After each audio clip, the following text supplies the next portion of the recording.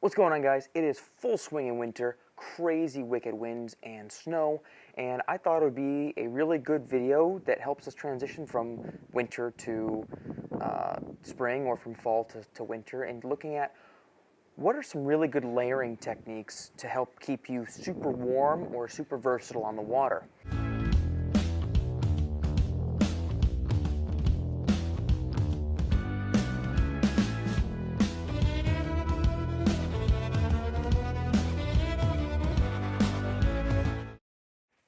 So I thought I'd just break down here what it is I use on a regular basis when I am going to fish super cold and chilled conditions, and so that I can layer up appropriately without being too bulky.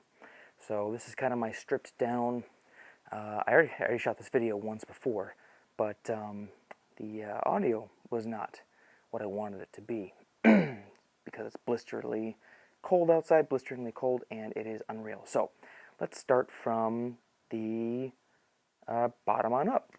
So the best thing in the world to use would probably be like some boot foot neoprene waders. However, I find that the grip on those, even studded, compared to my wading boots themselves, just don't hack it whenever I go for miles and miles. So I end up wearing breathable waders that I'll get to in a second.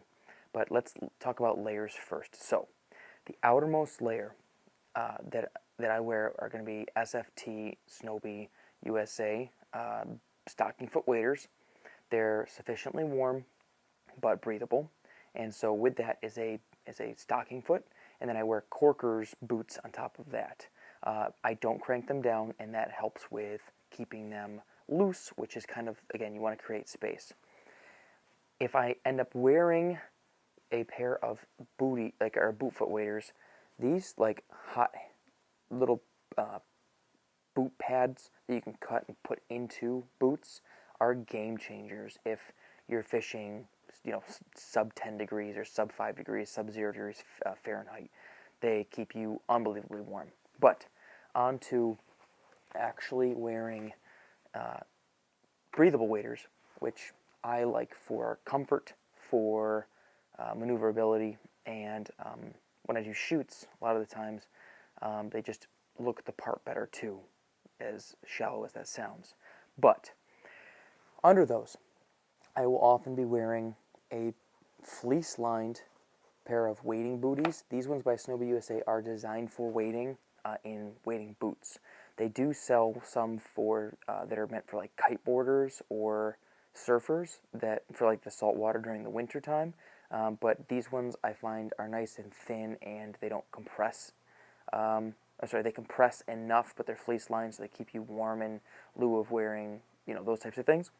And then I also will always swear by, and I have no affiliation with this company, but Darn Tough socks. They're made in Vermont, which is in the USA, and they are the greatest. I went and spent an hour and a half on the phone with the folks over at Darn Tough, just talking about fishing and skiing with the dude, and it was the best. They're truly outdoors folks over there, and my socks are incredible. They're merino wool specifically, knee highs, that integrate well into this system. Now, the outermost layer that I wear, these happen to be just like would be like a nylon polyester shell with a fleece-lined inside pair of like athletic pants. I think the key here is that they're kind of loose-fitting so that I have extra space.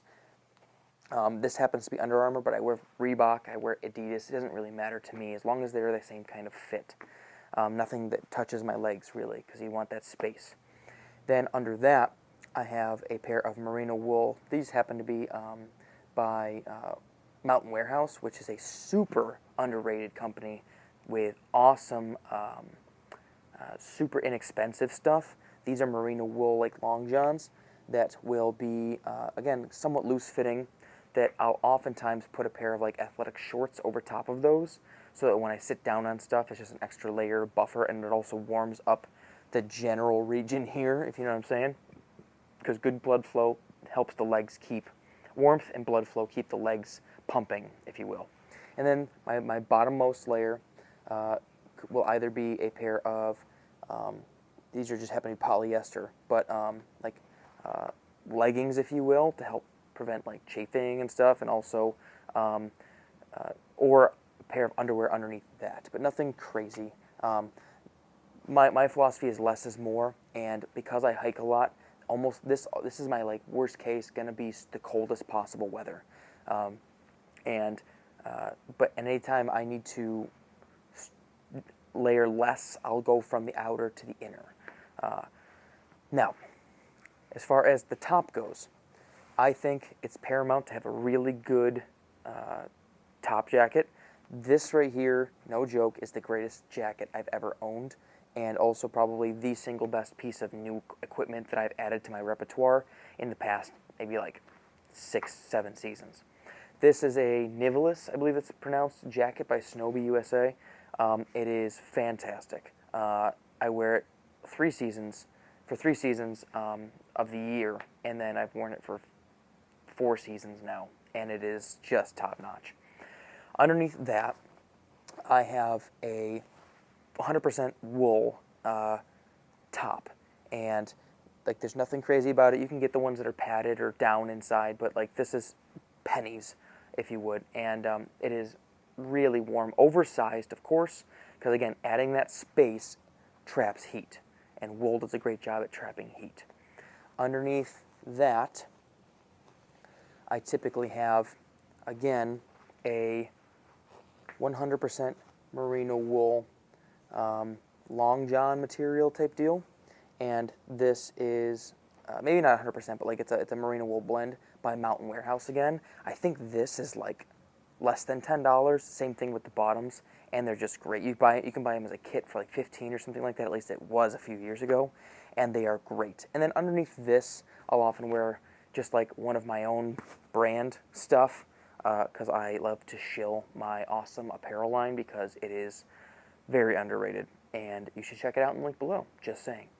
But and then the last thing I want to talk about are the accessory stuff, like your buffs. I always wear a buff, even if it's a sun buff, just because you can cover up your ears. And keeping your neck warm is nice. The 3 places you want to avoid losing heat would be your feet, your head, and your hands. Now, if I'm tying 1,000 knots, I won't wear gloves. I'll wear like a quarterback's muff almost, like around the waist, because they're great to keep lots of space, hand warmers, that kind of stuff. But if I'm going to be fishing solo and I'm going to be submerging my hands a lot because we catch a lot of fish, I used to rock just straight up wool gloves, and they were great for what they were. But for my last few seasons, I've been using these SFT gloves, along with, because I got them when I got my SFT waders by Snowy. SFT is soft touch. I think it's soft felt touch or something like that, because the waders are like a peach fuzz material. These are sweet because they will wrap really tightly around your wrist, and so you can submerge your hand, and your hand never gets wet because these are neoprene. They're quick to take off if I need to tie knots and stuff too, but they're really cool because like I carry around a lot of metal equipment as well as like obviously tons of gear whenever I'm filming. But these are cool because they are just like something I've never seen before, in that the material and the grip and the cuff lock is nice because like the water's freezing, you don't have to warm your hands back up because they never get cold. So, but again, if you're tying thousands of knots, they do sell a version of this with like finger, like half fingers. They kind of cuff at the fingers too. But if I'm gonna go that route, I'll just probably not wear gloves, or I'll wear like flip back gloves or something that are wool. But and as far as hats go, your general beanie's nice, or you can pick up these stellar, awesome, unique leather patch hats, just saying, from a really cool company owned by and designed everything by a really cool guy that you might have heard of. But hopefully this is, this is informative and helps you in your next super cold outing, or gives you ideas as to maybe some things you may want to take a look at, or maybe that you're second guessing in your own gear. I hope that you are all staying super safe this season, and that you're all able to go out and catch tons of fish. If you liked the video, please give it a thumbs up, subscribe to the channel, check out the other videos in the playlist, and until next time, guys, catch you guys on the flip side, tight lines, and we're out.